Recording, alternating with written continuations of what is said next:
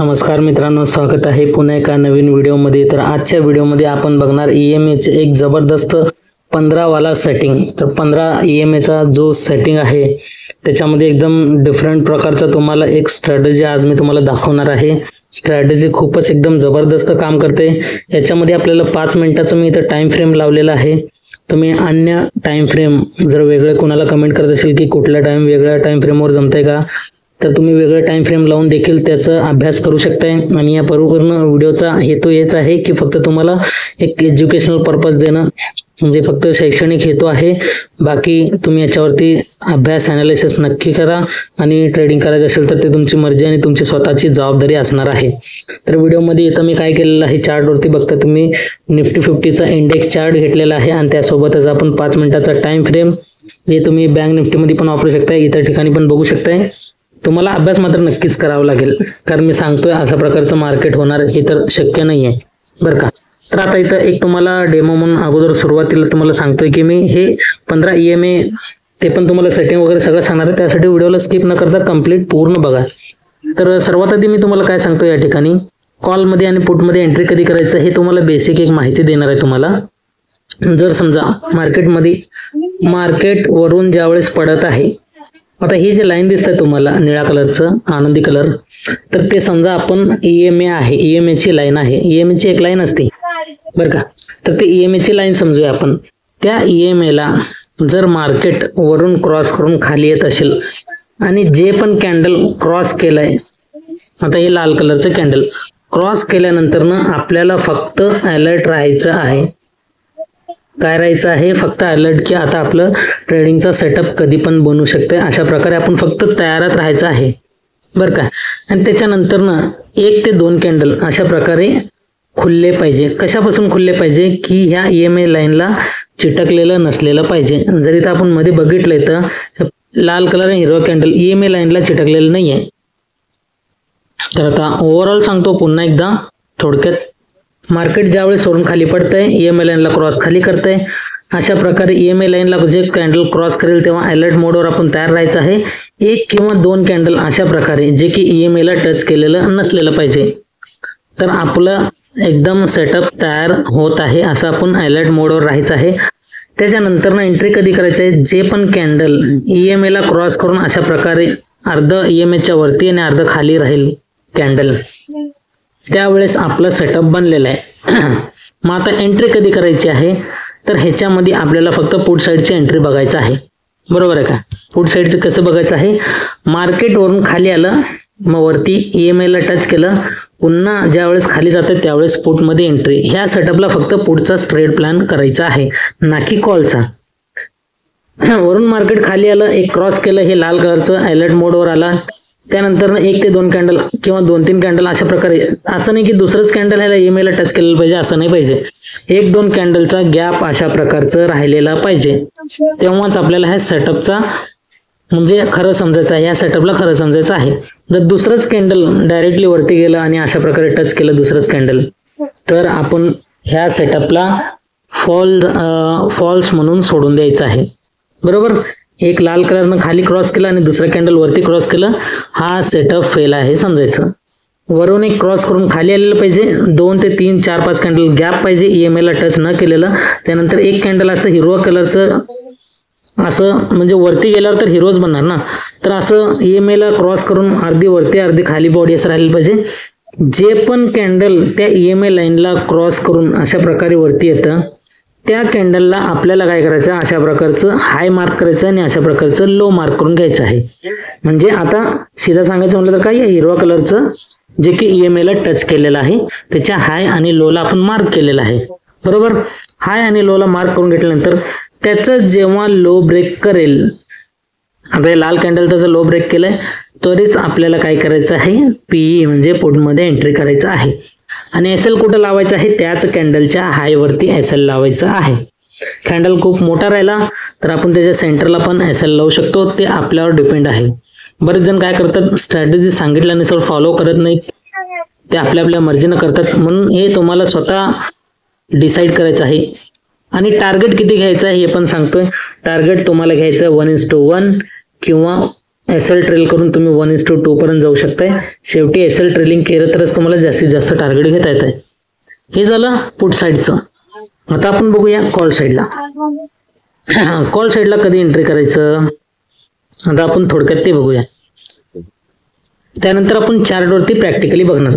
Call साईडला ज्या वेळेस कॅन्डल EMA ला क्रॉस करून वरती जातं, जसं की क्रॉस करून वरती गेलं, इथं असं क्रॉस केलं, EMA लाईनला खाली अर्धा आणि वरती अर्धा असं क्रॉस करून इथं कॅन्डल क्लोज झालेलं आहे. मग आपण EMA ला क्रॉस करून वरती गेल्यानंतर ना अलर्ट राहायचं आहे. बरोबर, अलर्ट म्हणजे आपण इथं तयारी करायचं आहे. त्यानंतर 1 ते 2 कॅन्डल असं EMA ला टच न केलेलं गॅप पाहिजे त्या ठिकाणी. हे झालं दुसरं कन्फर्मेशन, म्हणजे आपला सेटअप इथं बनलेला आहे. फक्त आता एंट्री करण्याची देरी आहे.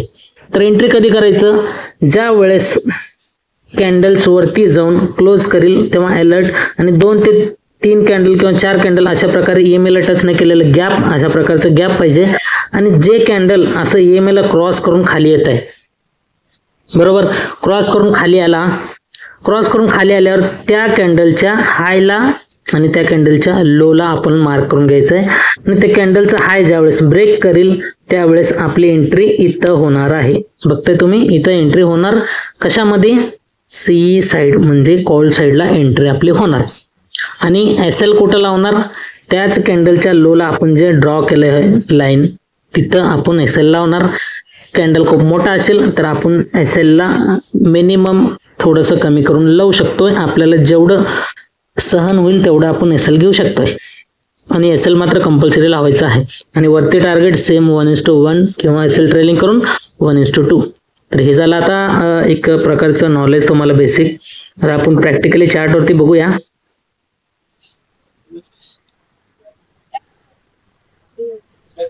आता बघा, इथं आपलं एक प्रॉपर एक सेटअपचा प्लॅन आहे. तर इथं काय झालेलं आहे नेमकं आपण पहिला बघूया. पहिलं कॅन्डल आता वरून मार्केट वरती गेलंय, वरून मार्केट काय केलं, खाली गेलं. खाली गेल्यावर वरून मार्केट खाली जर क्रॉस केलं EMA लाईनला तर आपण पुढचं एंट्री सांगितलं होतं. जर तुम्हाला समजत नसेल तर थोडंसं पाठीमागं जाऊन तुम्ही बघू शकताय, बरोबर का. तर इथं आता बरेच जण वाटेल की हे जे कॅन्डल आहे ते वरून खाली आलं आणि इथं इथपर्यंत EMA लाईनला क्रॉस केलेला आहे. तर याला धरायचं का, तर धरायचं नाही आहे. का बरं धरायचं नाही आहे, कारण की कॅन्डलची बॉडी वरतीच आहे. EMAच्या लाईन खाली जे आलेलं आहे ते फक्त वेग आलेला आहे. आपल्याला कसं पाहिजे, अशा प्रकारचं पाहिजे. EMA लाईनच्या अर्ध्यावरती बॉडी पाहिजे कॅन्डलचा आणि अर्धी बॉडी त्या EMA लाईनच्या खाली पाहिजे. म्हणजे हे प्रॉपर सेटअप कुठला, तर हा 2 नंबर लाल कलरचा. तर इथं आपण काय करायचं, अलर्ट मोडवर राहायचं आहे. म्हणजे आता इथं आपण तयारी करायचं आहे की कधी पण आपल्याला या ठिकाणी एंट्री मिळू शकते. त्याच्यानंतर आपल्याला बघायचं 1 कॅन्डल, 2 कॅन्डल, 3 कॅन्डल, 4, 5, 6, हे 7 अशा प्रकारचे 7 कॅन्डलचं एक प्रकारचं इथं गॅप आलेलं आहे. आपल्याला EMA लाईनला टच केलेलं नाही आहे. तर टच कुठलं कॅन्डल केलंय, तर ह्या कॅन्डलला. तर आता इथं बघायचं नाही आहे की इथं वेग आलेलं आहे म्हणून. हे जे कॅन्डल टच केलेलं आहे त्या कॅन्डलच्या हाय वरती मार्क आणि त्या कॅन्डलच्या लो वरती मार्क.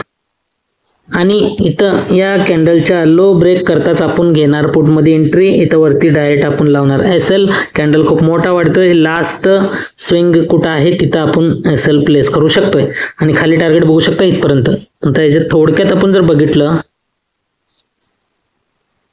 आता कर्सर ठेवतो इथं बघू शकता इथं कुठपर्यंत आलेलं आहे, तर 24,539.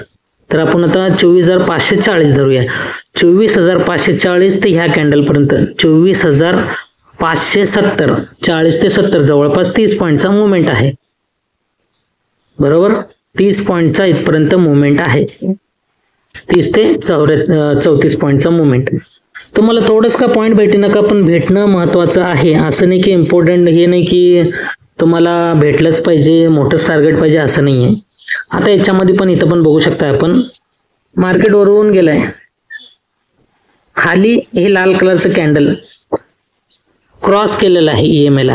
क्रॉस करून या ठिकाणी काय केलंय, आपल्याला अलर्ट केलेलं आहे. मग आपण काय बघणार, वरून खाली आलं, EMA ला क्रॉस केला, आपण इथं अलर्ट राहणार.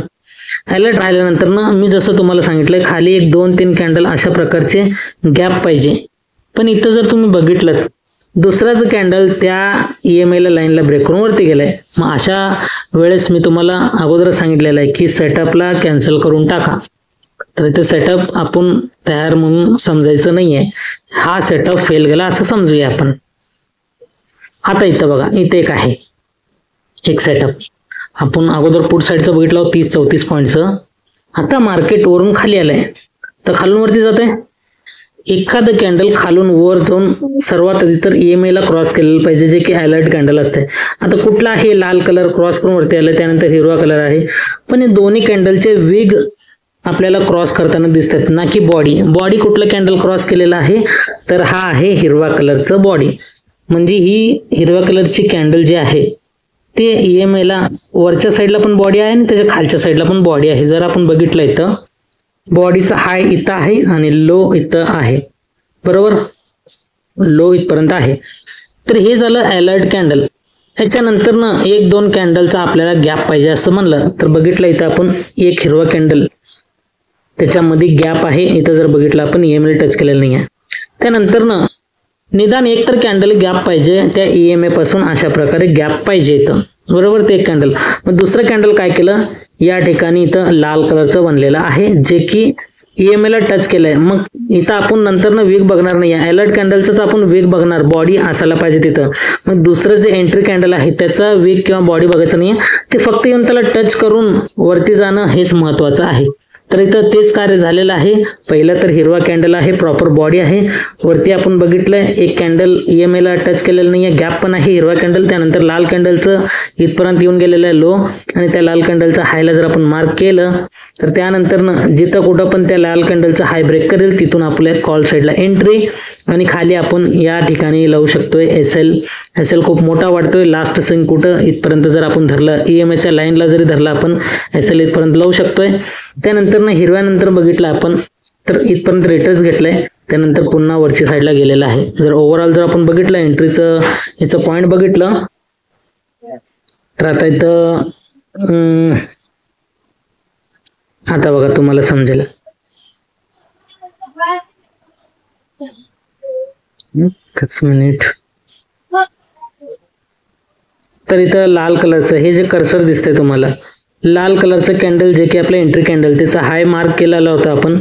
इथून हाय वरून जर आपण बघितलं मोजलं 24,590 ते डायरेक्ट 632, जवळपास 40 पॉईंटचा मुवमेंट. 590 ते 632-33 जवळपास किती 40-44 पॉईंटचा मुवमेंट.